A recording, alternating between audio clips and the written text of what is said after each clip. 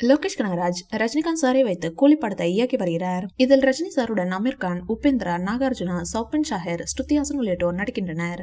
தேவா என்ற கதாபாத்திரத்தை ரஜினிகாந்த் சார் இதில் ஏற்றிருக்கிறார். ரஜினி சாரின் பிறந்த நாளை முன்னிட்டு முதல் சிங்கிளின் ப்ரோமோ வெளியாகி வரவேற்பை பெற்றது. அதில் ரஜினி சாரின் நடனம் அட்டகாசமாக இருந்தது.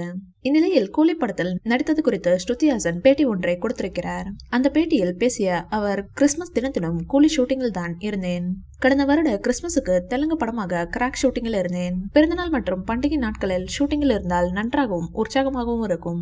லோகேஷ் கனகராஜ் படங்களில் நடிக்க வேண்டும் என்பது எனது நீண்ட நாள் ஆசை. ஜெய்ப்பூரில் படப்பிடிப்பை முடித்த கையோடு ஏர்போர்ட்டுக்கு வந்த ரஜினி சார் அதே ஏர்போர்ட்டில் தளபதி விஜய் அவர்களும் வந்துள்ளாராம். இருவரும் நேருக்கு நேர் சந்தித்துள்ளனர்.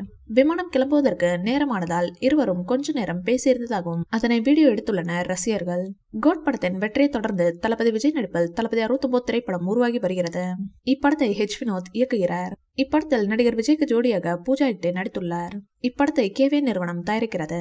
இப்படத்திற்கு அனிருத் இசையமைக்கிறார். இப்படத்தில் பிரியாமணி, மம்தா பைஜு, பாபி தியோல், பிரகாஷ் ராஜ், வரலட்சுமி சரத்குமார், கௌதம் மேனன் என மிகப்பெரிய நட்சத்திர பட்டாளமே நடித்துள்ளது.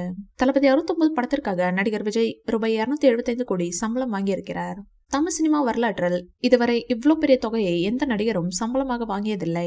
தளபதி 69 படம் தான் நடிகர் விஜயின் கடைசி படம் என்பதால் இதற்கு ரசிகர்கள் மத்தியில் மிகப்பெரிய அளவில் எதிர்பார்ப்பு உள்ளது. இந்த வீடியோ பிடிச்சிருந்தா லைக் பண்ணுங்க, ஷேர் பண்ணுங்க, எங்க சேனலை சப்ஸ்கிரைப் பண்ணுங்க.